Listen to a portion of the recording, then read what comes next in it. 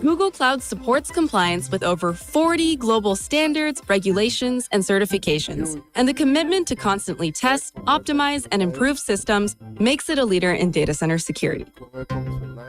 Now, how do I get out of here?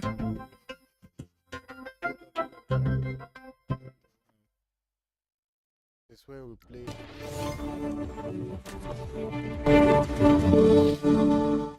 With yesterday's local council elections in Abuja, Nigeria's federal capital territory, and by-elections in Rivers and Kano states, it can be said that the country has taken another major step towards the crucial general election scheduled for early next year.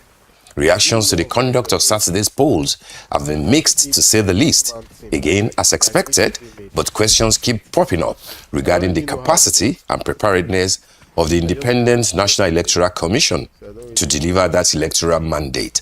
The commission had earlier this month registered 2 new political parties, bringing the total number to 21. For a chat around this, we're now been joined by Dr. Chris Nwokobia, who's a lawyer and the convener, Country First Movement. Good morning, Dr. Nwokobia. Good to have you join us on the morning show. Good morning. Good morning, Steve. It's my pleasure to be on. You're looking so good. Adesua, good morning. Good morning. Thank you very much, Chris. Let's talk the issues of the moment. And of course, we should start with yesterday's local government elections, particularly in Abuja. There were a few others to fill certain positions in the local government jurisdiction in Kano and in Rivers State. But of course, all eyes were on the Federal Capital Territory, given the importance, that Abuja holds as our FCT. My question to you will be, did you participate? I'm not sure if that's where you're registered to vote, but I know that it is your base in some ways. And if you did, how did it go? What's your assessment of what went down yesterday? It was work-free day on the eve of the election. And then on the election day, for the first time in recent years, for a local government election, there were no movements. What are your thoughts as to what happened, particularly given the background of the new law, the Electoral Act 2026, that was just signed into law by the president just a couple of days before the election? Your thoughts, Chris? Steve, good morning once again. I want to say that your information was a bit right, but I'm based here in Abuja. I shuttle between Lagos and Abuja. I registered here long ago. I vote in Abuja. In 2011, when I ran for the high office of president, I voted here in Abuja, in Wuse precisely. And so my voting constituency, if you like, is here in Abuja. And I was able to see quite a lot of what happened yesterday. And it borders the carapace of my mind to think that the red flags are monstrous, particularly concerning and towards 2027 elections. You said in your analysis about the elections, Dito, Kano, Rivers, and Abuja. You did talk about the apathy. There was monstrous apathy, and that's because Nigerians are largely losing faith in the electoral process. Nigerians are largely losing faith in the umpire, the INEC. Nigerians are beginning to make popular the cliche that he who votes is not necessarily what counts, but he who counts the votes. And I hope that Amupiton's INEC rises to the challenge. I hope that Amupiton's INEC puts a light to this common phraseology, and I hope that we rise up to the urgency of now. But besides that opening remark, what is important is to clearly say, Steve, that in some polling centers where INEC has as much as about 600 registered voters, they didn't have up to 50 voters who came out to vote. In some places, they didn't have more than 10 voters who came out to vote. And again, that is because Nigerians are increasingly losing faith in the political process. Nigerians are beginning to doubt whether our democracy truly stands true to terms with what it should be, the government, according to Abraham Lincoln, the government of the people, by the people and for the people. And as I speak to you, Steve, it does bother me. I hope that between now and the next elections, we'll begin to build faith in the process. I hope that political parties will rise up to the urgency of now. I hope that politicians will rise up to begin to do certain things that will inspire faith in the democratic process. I hope that governance will take this as a point of challenge, because particularly when you talk about the Federal Capital Territory, you did emphasize the importance of the Federal Capital Territory. This is the seat of government of Africa's most populous nation. This is the seat of government of Africa's biggest nation. This is the seat of government of Africa's largest democracy. But very unfortunately, you saw what your Arise resource person, Tia, posted yesterday regarding Asokoro. About 18 polling centers barely had people who came there to vote. And it is indeed worrisome. It is indeed troubling. And I truly do think that government must take responsibility.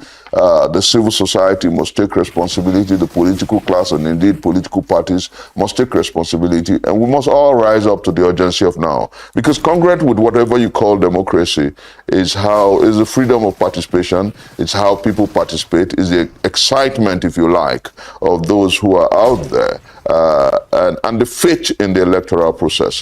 If the electoral process is doubtful, if people have reason to doubt the sincerity of the process, the integrity of the process, then we're all in trouble. Thank you. As Mr. Steve said earlier, do you believe that possibly our voter register might be bloated? And maybe this is not just about apathy, but maybe our numbers are higher, are lower than what we think they are. No, at this way, I really don't think that is about bloated numbers. I think it's sizably and largely about the apathy.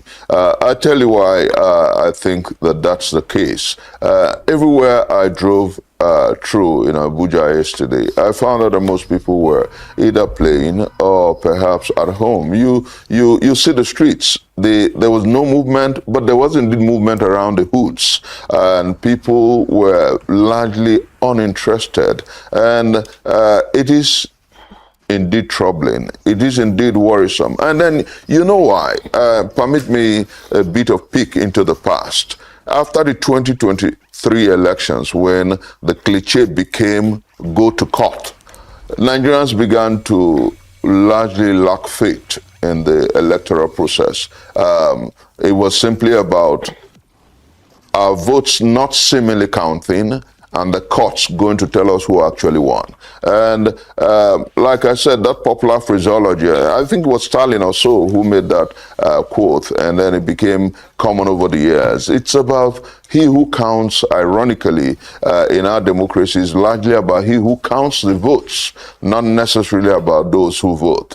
And I think that we must change this cliché if we want to deepen the frontiers of democracy.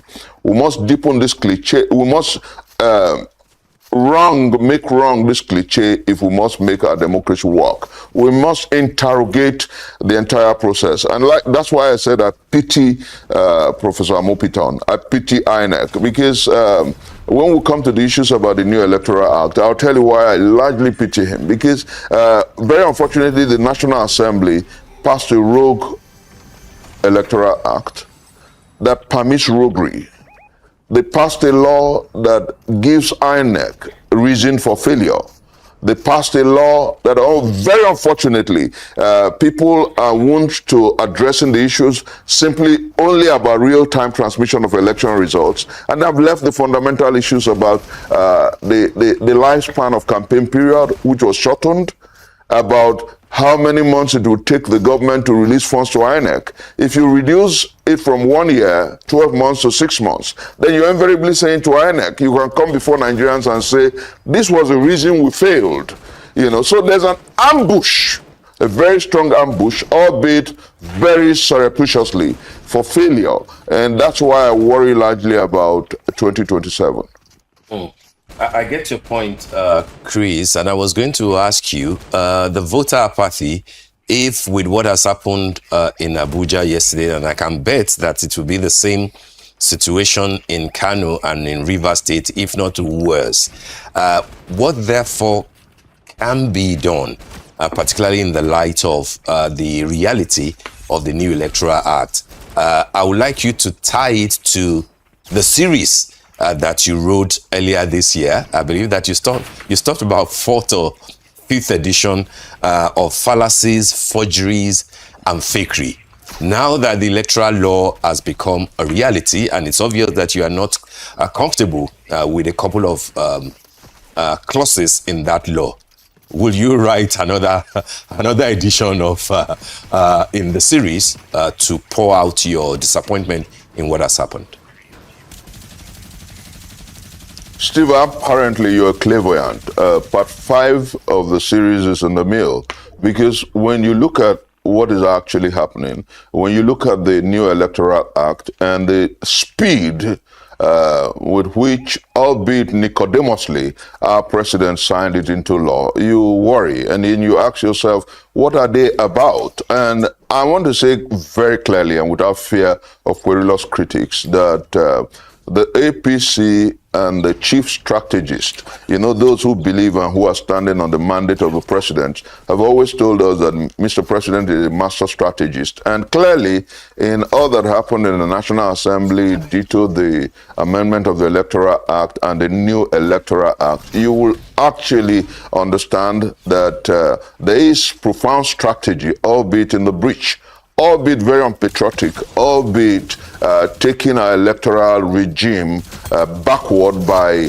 close to 50 years. And I said this clearly without any sense of doubt. I said, Steve, the reason why and permit me answer this question this way, the reason why we have new parties and political parties emerging, the reason why we have the DLA, Democratic Leadership Alliance, which, of course, if you look at my cap here, you will see with the golden pen as a symbol. The reason why we have people who are saying that we must make leadership responsible and responsive is because, Steve, patriots and statesmen are concerned about the next generation, while, very unfortunately, politicians are often concerned about the next election. And for them, it's all about the next election. It's not about the credibility of the electoral process. That is why they don't even care whether there is monstrous apathy in the electoral process. That is why they don't even care whether people trust the electoral umpire. That is why they don't care whether Nigerians come out to vote. What is important to them is that they will contest, and no matter how, they will be declared as winners and they will be sworn in. And that is a challenge that we all collectively have. And like you noted in your question, that is why there is large apathy. So what must we begin to do? Steve, I speak for the Democratic Leadership Alliance as one of the two new political parties. And Steve, what I'm saying here is commitment to nation, commitment to our democracy, and commitment to the masses of our country, and indeed the future. Why am I saying this, Steve? If we don't build a democracy that is responsible and responsive, if we don't build a democracy that believes in the due process, if we don't build a democracy that holds up to integrity, then we're all in trouble, because rogues, the worst of us, will continue to rule over the best of us, and that is a tragedy of sorts. So going forward, I know that the way to defeat the R party in the political space is to begin to make first the electoral process one of integrity and huge credibility. And that is what the National Assembly and the presidency lost in the speed with which they signed to law an electoral act that does not represent and reflect the aspirations of the Nigerian people. Steve, permit me jump into these fundamental issues. The new Electoral Act refused the real-time or premium time transmission of election results. And I say this clearly, some people tilt towards the proviso. But you know why there is a proviso? The proviso is because they actually do not want to transmit elections real time. Because the lies that they have told you and I is not tenable. If you transmit via the beavers to the IRF, even if there's no network, Steve, like when I send you a WhatsApp message, it will deliver once there's network. So the argument about, oh, there might not be network, so it won't deliver, is surreptitious, delusional, wicked, impious, and impish. They are deliberately trying to frustrate the aspirations and the wishes of the Nigerian people. It is rogue. They are trying to rig the next election. And clearly what is playing out, are you aware that in the Abuja Municipal Council and several others, the elections that took place yesterday, that the IRF, quote unquote, has been jammed? Are you aware that they're saying the argument is that, oh, they cannot transmit to the IRF? That is their hubris. That is their way of wanting to rig, and they're practicalizing it with what is happening today in Abuja. Steve, I worry for our country, and I hope the media rises up to the urgency of now. I hope that the political class rises up to the urgency of now. I hope that statesmen begin to speak up, because if we do not, the 2027 general election stands rigged. All right. Before we let you go, I like the fact that you spoke about the Democratic Leadership Alliance, DLA. That's the cap you're wearing, you said. Is that correct, Chris? That's right. Okay, so that's correct. DLA actually is the only party that INEC sort of registered out of the 171. One of the two. Well, the second one, the NDC. One of the two.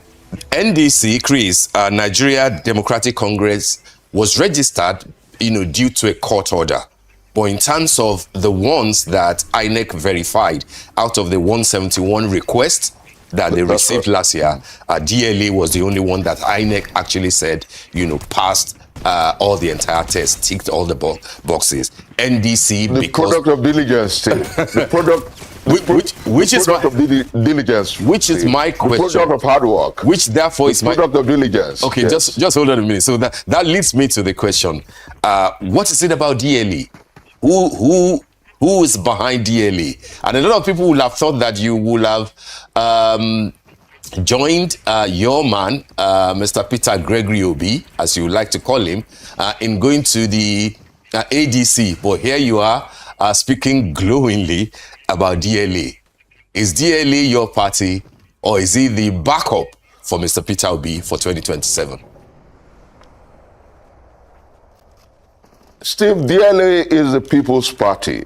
DLA belongs to the Nigerian people. DLA belongs to the Nigerian youths. If you go to our website, Steve, DLA Nigeria, www.dlanigeria.org, you will see faces of vibrant Nigerian youths, those who believe in the future, those who believe that we must make real the promises of democracy, those who believe that we must secure the future, which is our motto, and those who believe that we must lead with courage and serve with integrity. And Steve, I say without fear of querulous critics that when the Labour Party began to show that he who pays the piper truly calls the tune, when the Abure leadership began to derail on fundamental issues, and I took him on in line with the call for true democracy in the Labour Party, people came out. Initially, my friend and elder brother, Peter Gregory Obi, was uncomfortable with a few of the things, because I began the whole process for the call for the removal of Julius Abure as the Labour Party. But that's history now. When issues about parties and the evolution of parties became fundamentally strong, I said to my brothers and I, several young people, Barrister Sam, Meme, and several other people, we cannot continue to wait for individuals and political parties that will be largely manipulated and machinated. Let us go on a process of registering our own party, a party that truly belongs to the Nigerian people, a party that is truly ideological, a party that truly moves from bottom to the top, a party that truly goes through 774 local governments and across the 36 states of the Federation and the FCT. And we began a strenuous, arduous, taxing process of getting people across the country to run this course with us. Today, like you noted, we were found the only worthy of over 100 political associations that wanted to be registered as a party that got the nod from INEC. And no big weights, no money bag, no billionaire came along with us. It was our hard work, it was trainers, it was commitment to our nation. And like I said, Steve, patriots concern themselves about the future. Statesmen are always concerned about the next election. And I'll tell you, Steve, across our country, obedience, articulates, young people everywhere who truly believe that we must bet a new nation are with us. And we are open to those who truly think that the time to build a nation that works for all is now. And I want to say clearly, Steve, that the journey to a new nation and a new Nigeria that works for all is now, and it begins with us. You know, I am committed. DLA is committed. The Nigerian young people are committed to building a country that meets their expectations. And God on the side of our country, patriots will begin to join with us, and we'll transform the jangling discord of inanity, want, despondency, disease, and decay to an awesome, monstrous, wonderful symphony of brotherhood, of greatness, and of patriotism. All right, Chris, very well said. But just to clarify before we let you go finally, DLA, all you did was to inform Mr. Obi that you will be proceeding with a new party. You didn't ask him to come along. No, I think this is where you lose your clairvoyancy. We didn't have to seek an approval or inform him. He was surprised that we actually, because everybody thought, like you noted, that I will be with the ADC. Everybody thought that I will be one of the leaders of the ADC. But I looked at it and I said, a mishmash of persons and characters, and that not deforming the ADC, because we are also looking at the possibility of a rainbow coalition of political tendencies and aspirations for a country that works for all. Clearly, Steve will admit that this administration has failed. Clearly, Steve will admit that the ruling party is less than democratic. Clearly, we admit that this government has been good on paper and less in practice. And we know that we need a nation that works for the good of all. So, all right. I don't know what if are we can saying? all admit to that. DLA I think that's your stance. Did you get Adesiwa's point? But that's the truth. You know, so going forward, I think that this is not the time to disparage any of the parties, but what we're saying is that Nigerians must truly own a platform, and the Nigerian youths truly own the DLA. Right. Nigerian youths, and indeed obedience, articulates, and people from all tendencies truly own the future through the DLA, and that's what we're working on. You know, believing that when we work together, rather than agonize, if we organize, the future that we seek and crave will be a reality. All right, on that note, Dr. Chris Nwakubia, a lawyer, a convener, Country First, and a founding member of the Democratic Leadership Alliance, we want to thank you for joining us on the morning show today.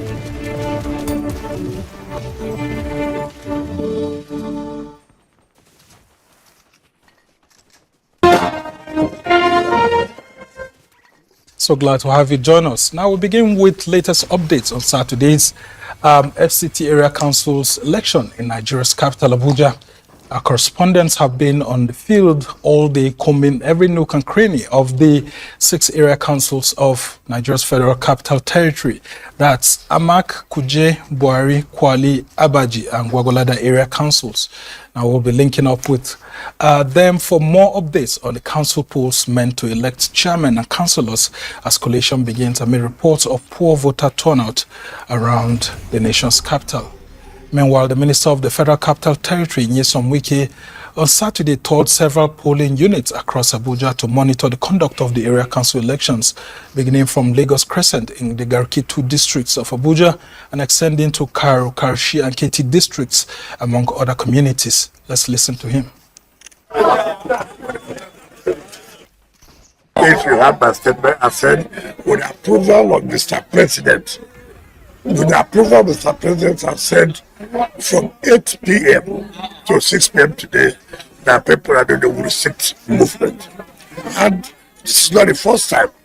And you can see that they don't take patience to read it. I know she reads love magazines and all those things, but I don't have chance time to read on that educative material. Like when you see somebody's speech, why not take time and get his speech and understand what was said? As FCT Minister Nyesom Wike talking about the controversial curfew period that was put in place in the nation's capital, Abuja, and then, of course, the holiday that was declared on Friday, which has got a whole lot of citizens, saying that they were unhappy about it, and it's a precedence that has never been set before. Well, joining us now is Arise News Chief Correspondent Ferdinand Duroha, who has been covering the elections for Arise News since the polls opened earlier in the morning. Thank you so much, Ferdinand. Talk to us exactly where you are at the moment and what is going on right there.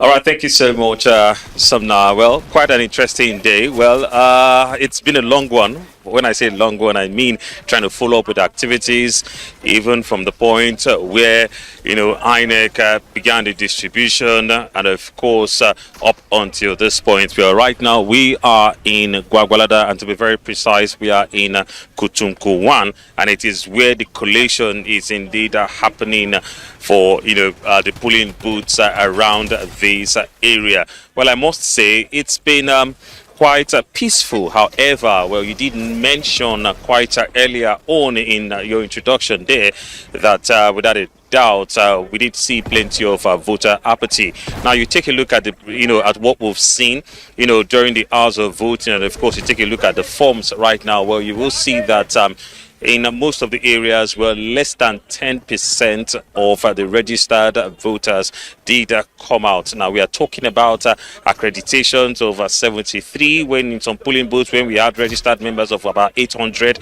and then in some places where we had registered members of about 500, and we had just 40-something. And then even in one polling booth, where we had barely 20 persons coming out to, of course, cast their vote. And it tells us that FCT indeed is not immune to some of these challenges that we've seen in some other places. We're still talking about challenges.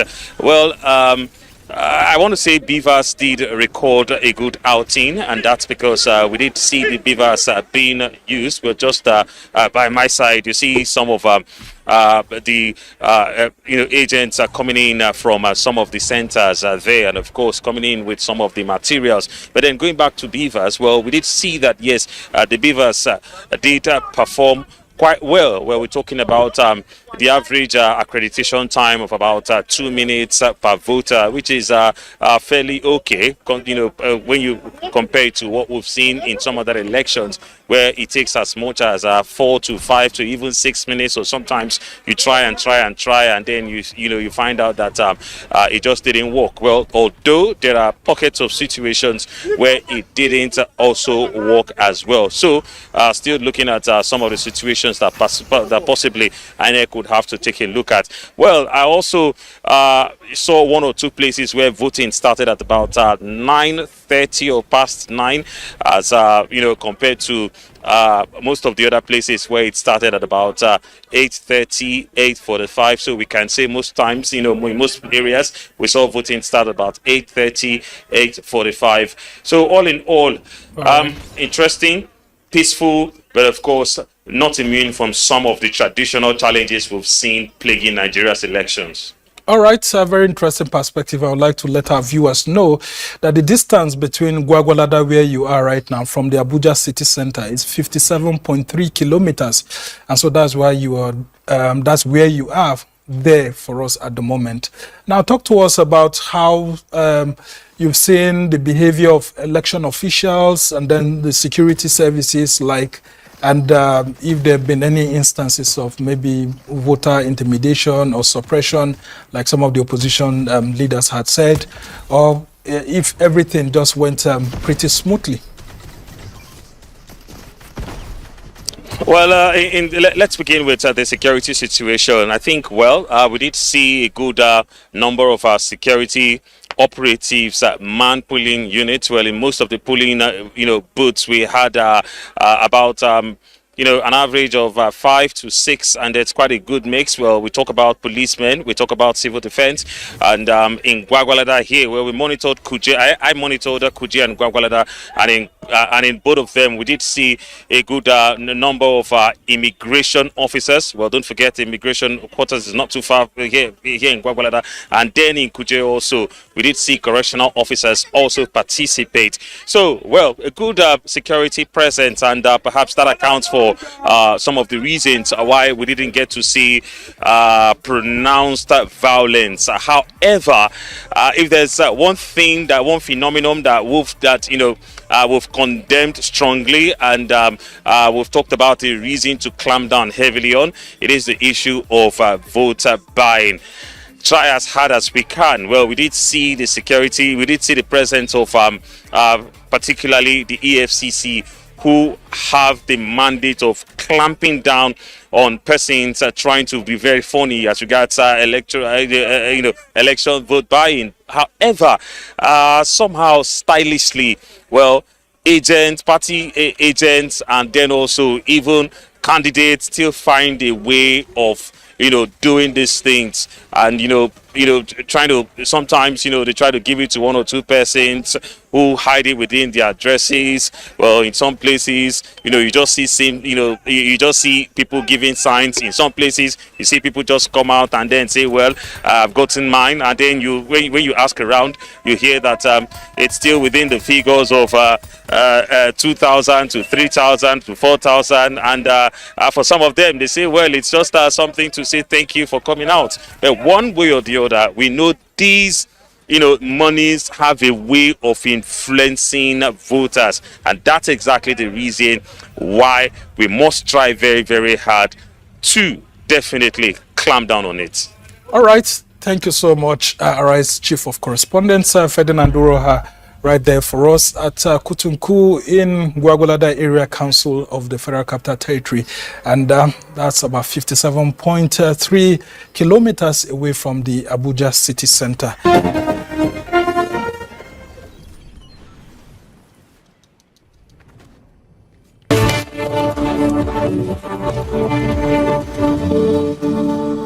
It's time now for newspaper review.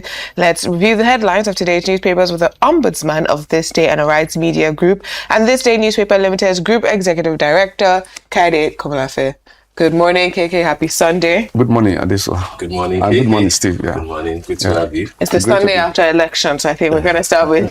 Absolutely, we'll start with this day, and of course, it's all about the elections. Largely, practically in all the front pages. Front pages. This day captures it this way for its lead story. It says APC in early lead as INEC collates results of FCT polls amid low turnout. The riders explains, basically, all the issues that have arisen with the Abuja election. Amupiton Wike commend peaceful, orderly elections and imposed curfew with Tinubu's approval. FC Minister replies Kingibe decries low turnout. ADC slams Wike over alleged interference in FCT polls. IREF not displaying results. Obedient movement alleges. All the stories are on page 5 of today's paper. And then on top of the lead story, after Tinubu's executive order on direct remittance, federal government moves to probe past revenue collections, demands full compliance from NNPC, NUPRC, others. NNPC, Dangote Refinery, renew strategic alliance. I think that other story of NNPC and Dangote has to do with the picture on the cover showing Alhaji Aliko Dangote with the MD of the NNPC Limited. We took a story from that visit earlier in the program.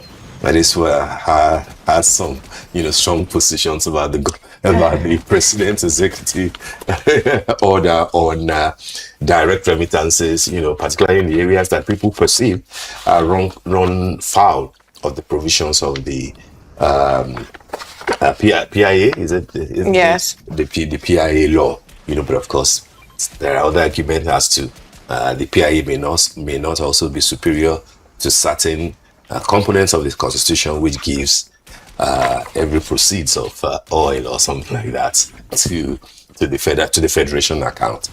A few other stories, still elections, but this time around, what will come later, APC holds local government congresses in Lagos, Ondo, Gombe, Enugu, Katsina, and other places. That story you can find on page 6. And on the window, amidst tight monetary policy, Stanbic IBTC, FCMB, 3 other banks' reserves with CBN rise to 6.9 trillion naira. That shows strength. That's quite positive.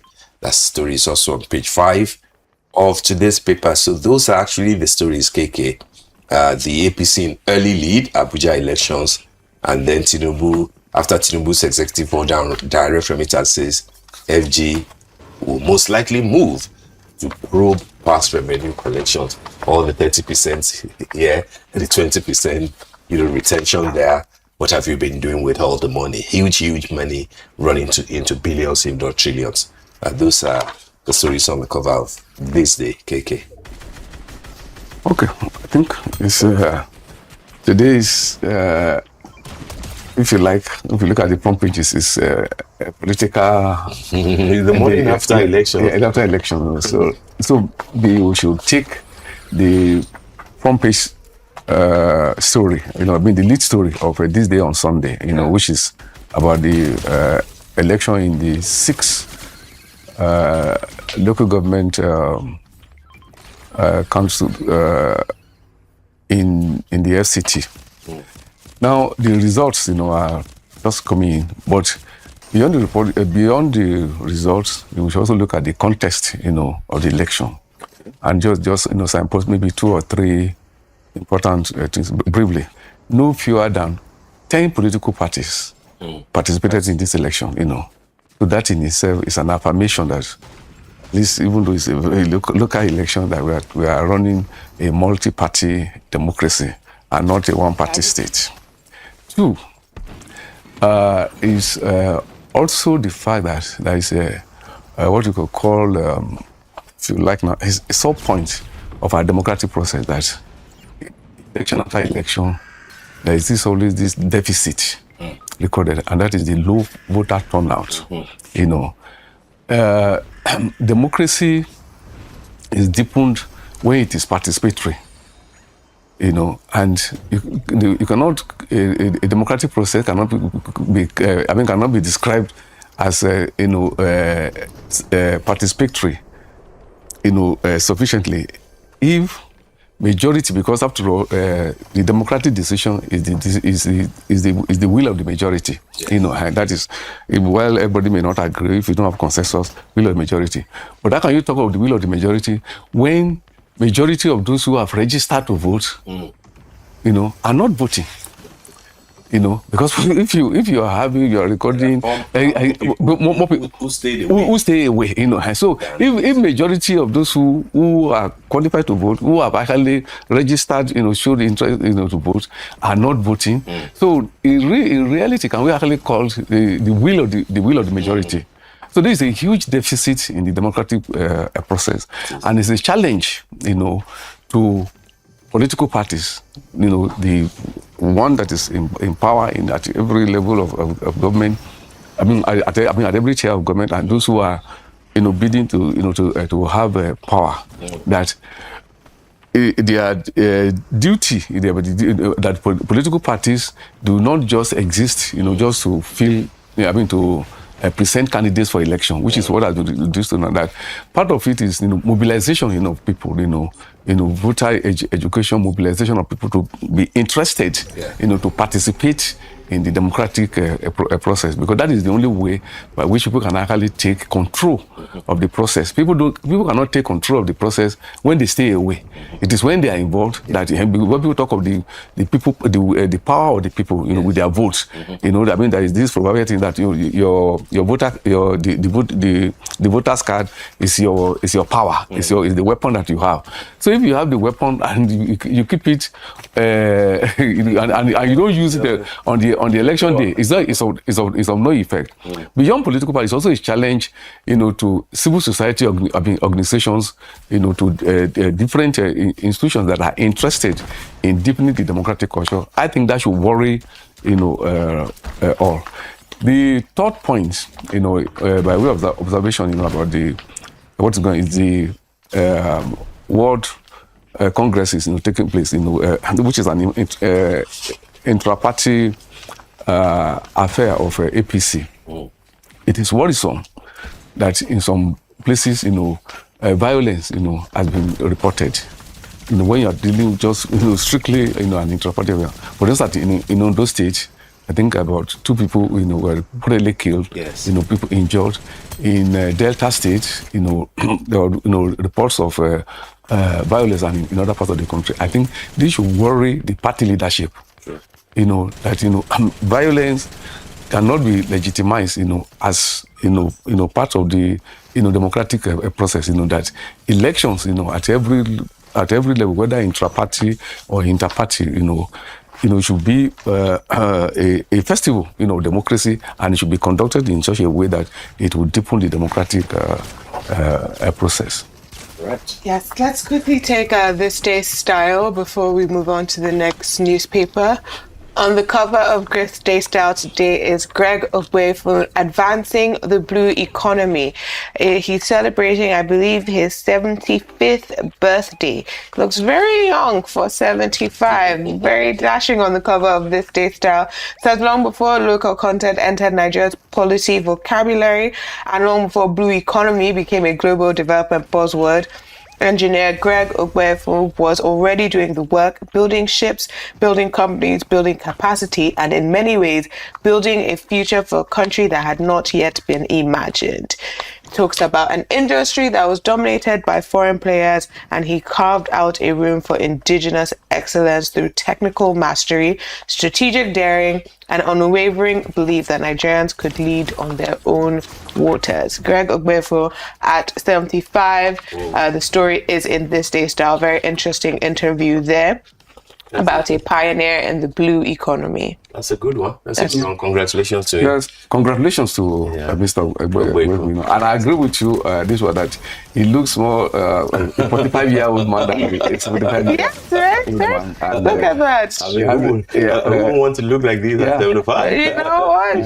Dashing, debonair. And we should be proud of him for his remarkable achievement in the blue economy. Absolutely. And you've always known my position, KK, when it comes to, OG knows too, and I'm sure this were, celebrating age and longevity, at the Elders Club, 70, 75, 80, 85. Each time I run into that, particularly on the cover of Style or, in newspapers, something loads, that milestone, for me. And I do congratulate Mr. Greg, Ogbuefu, the same way that I do congratulate who, hit 70 today too. Yeah. I'm sure KK, you know him, the founder of Xenox, Leo Stan, our own Mr. Leo. He's my in-law. Okay, he's your in-law. He's a friend of the media, very proud of him. Who has also done very well in the, indigenous technology space. Exactly. With Xenox. He's 70 today, by the way. I believe that he's... And he has this saying that a country cannot be said to be independent. Yes. If it's not independent, in technology. Absolutely. That we have to develop our own technological capacity. Absolutely. Before we can talk of independence. So it's happy birthday. Happy 70th birthday. That's a very good one. That's a good, payoff line there. Yes. The birthday boy who's 70 today. Yeah. It is. Should we quickly take Sunny Vanguard, or you want to take the punch? Sunny Vanguard. Going to Vanguard, yes. Sunny Vanguard has a very interesting story on top of the masthead there. It says 2027 City Village Boys set stage for new face-off. This is a new Tinubu Obi face-off. .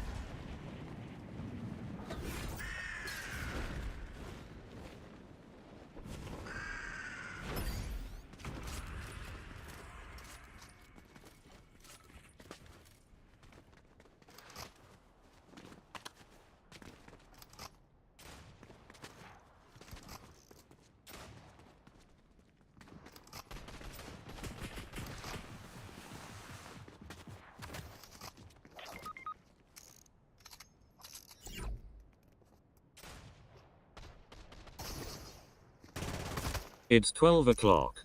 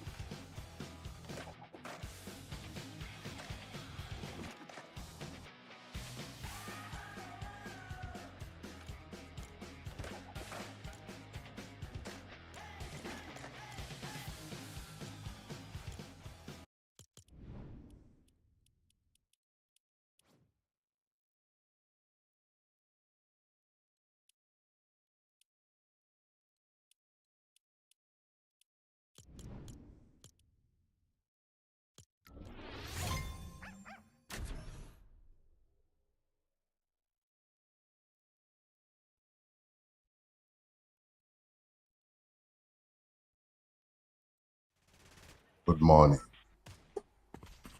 So, I know I got some early bets. So, prove to me that our network is working right today. Let me see you. All right. Can you hear me loud and clear? Is the network working as it should? Let me see some feedback, please.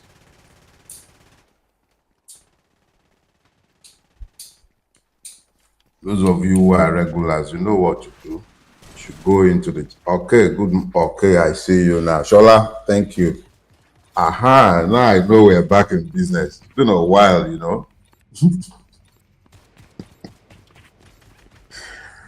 I can actually get used to these, you know. So I was lamenting about the kind of madness that's been going on with my live stream, and I have been forced to pre-record my broadcasts, which I don't particularly like, even though it's more convenient if the truth be told. But I prefer this interactive thing where I know that you're hearing me real time. In some cases, I can also take the pleasure to see the feedback from you, even though by the time I start speaking, I would have to take my eyes off what you are saying most of the time. But this actually makes a whole heap of sense, because it means that now I don't have to worry about what MTN might be doing or what the Goonie Googles in state security services might be attempting. I really don't know. I don't want to be doing conspiracy theories, but it's actually quite beautiful to know that I can actually speak to you without interruptions. I'm going to get used to it. So, hey, good morning, everyone. So, since we're more or less freestyling these, at least until we get to 10 o'clock, I decided that the best thing to do is to deal with the week that was. You remember what we used to do in the week that was? That was the part where I'll speak to you about the various events that are taking place in the course of the week. Now, here is the thing you must understand. These events are almost always distractions designed to take your eyes off the issues. Almost always. But they all also offer you windows into the kind of country that we have become and the kind of country they are still hoping to turn us into. So this week that was, quite a couple of things happened in that week that was. I don't know when my brother Mike Guinea gave the series of interviews that he gave. I've given up on watching TV in Nigeria because they really, very rarely give you anything other than censored news. So I really don't like wasting my time watching Nigerian TV. And bar one or two individual journalists who have kept up the very lofty standards with which we grew up with, there's very little credibility left on our television stations. So I rarely watch. But Mike Guinea's interview was everywhere. Light shines brightest in darkness. And he was speaking very rare truths in a place where, in a society of liars, Mike Guinea was speaking truth. So it was very easy for what he had to say to be magnified, and he spoke from his heart. I haven't seen the totality of the interview he gave because I'm privileged to know Mike, and I'm privileged to be able to say he's a friend. And I've heard him say these things publicly, privately. So it was just refreshing that somebody decided to speak, and it had to be someone like Mike. Credibility was speaking. And that is why it's important. Do not partake in their feast, because when you do, you lose your credibility.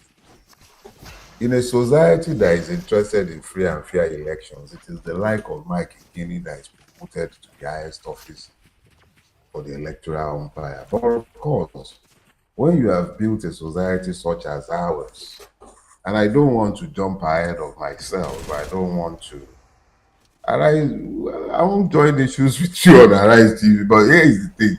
We've entered a season where it is critical that when men like Mike Guinea speaks, we're careful to strip his speech of partisanship and understand that he was speaking as a patriot.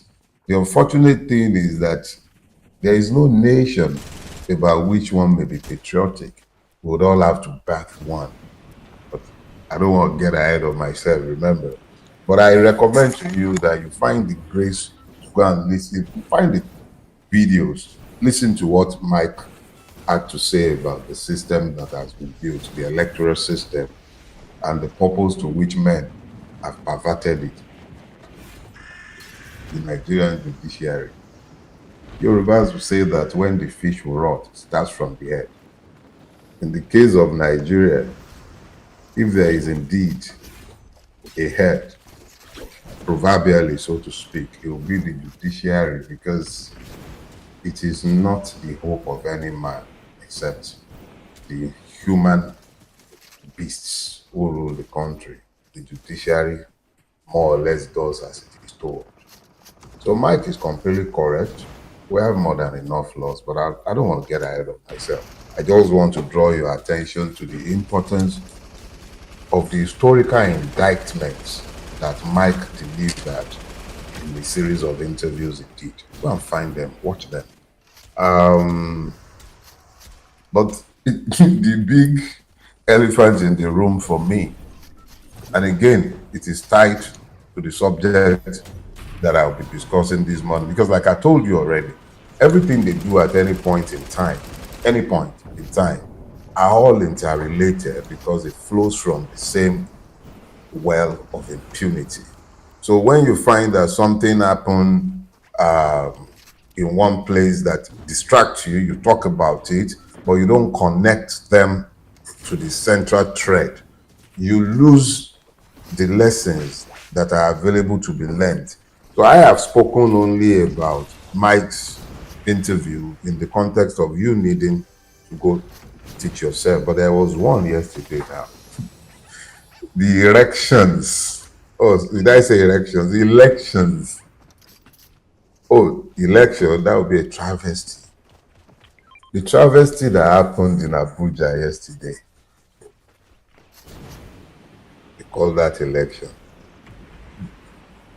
If you ever wanted a window into 2027, if you were so silly as to forget the lessons of 2023, you had that lesson and that window opened for you. A portal was opened into the future in Abuja yesterday. If you ever wanted a portal telling you what to expect, that was it yesterday. That was it. Everything that should not be called an election happened yesterday. Things that have no business in a democracy were seen yesterday. And you know the biggest part of this fraud? Judiciary, we find nothing, absolutely nothing wrong with that. Oh, let me now make it even more interesting for you. Donald Trump at the US Embassy is right there in Abuja. You see all the reports. If you are waiting for Donald Trump to make Tinubu give you free and fair elections in 2027, you don't miss out. Get that into your head pretty quickly. The world is a global village. The old world see us. They see everything. They know everything. They listen. You think it's only Rufai that is listening to Ribadu's conversation. If Rufai can get Ribadu's conversation, can you imagine who else is listening to everybody's conversation?